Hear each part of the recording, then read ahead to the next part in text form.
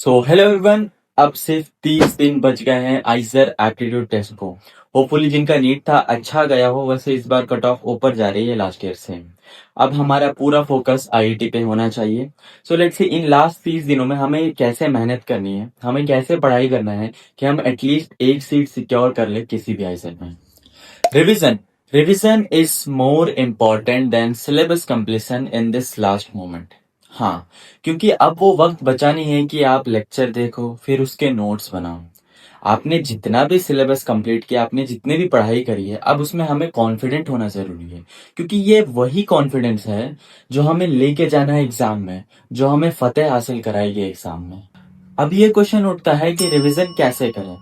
Notes को बार बार देखेंगे भैया, शाबाश। नोट्स को बार बार देखने से रिवीजन नहीं होता। रिवीजन का मतलब होता है एक्टिव रिकॉलिंग, जिसके लिए आपको क्वेश्चन प्रैक्टिस करनी होगी। तभी आपको वो कंसेप्ट्स, वो फॉर्मूलाज उस मोमेंट पे याद आएंगे। तो क्वेश्चन प्रैक्टिस करनी है हमें रिवीजन के लिए इस लास्ट मंथ में। क्वेश्चन प्रैक्टिस में हम यूज करेंगे पीवाईक्यूज, नॉट डीपीपीस, क्योंकि अब उतना वक्त बचा नहीं है कि हम लेक्चर वाइज या चैप्टर वाइज डीपीपीस करें। हम चैप्टर वाइज आप पीवाईक्यूज लगाएंगे एंड ट्राई करेंगे कि वीक में एक मॉक टेस्ट हम दे ही दे।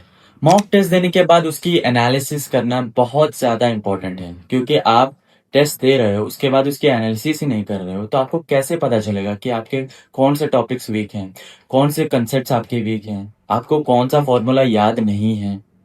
क्वेश्चन प्रैक्टिस कहाँ से करनी है पता चल गया, अब कैसे करनी है वो बताता हूँ।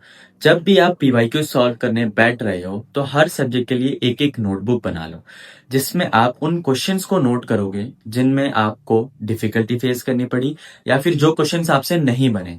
तो आप उन क्वेश्चंस के रिलेटेड की कंसेप्ट लिखोगे एंड उन फॉर्मूलाज को नोट डाउन करोगे, क्योंकि ये वो मटेरियल है जो आप एग्जाम से 2 या 3 दिन पहले, क्योंकि एग्जाम से 2 या 3 दिन पहले आप सब कुछ रिवाइज नहीं कर सकते, अब अपने सारे लेक्चर नोट्स को खोल के नहीं बैठ सकते।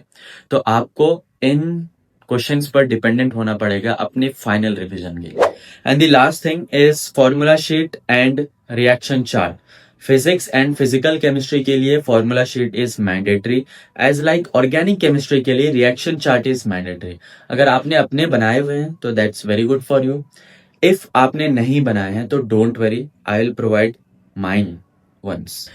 दिन में 15 से 20 मिनट फॉर्मूलाज के लिए एंड 15 से 20 मिनट ऑर्गेनिक रिएक्शंस के लिए निकाल ही लेना। इन्हें वॉल्स पे स्टिक कर लो ना तो ज्यादा बेटर है। Like if you are not doing anything या फिर आप ब्रश कर रहे हो, सो बस इन्हें 1 से 2 बार दिन में देख लिया करो, ताकि ये आपके सबकॉन्शियस माइंड में स्टोर होते रहे। If you guys want subject wise guidance then please do comment. मैंने जितने पॉइंट्स डिस्कस किए उन्हें ध्यान में रखते हुए पढ़ो एंड अपने लास्ट मंथ को मोस्ट प्रोडक्टिव बनाओ। All the best.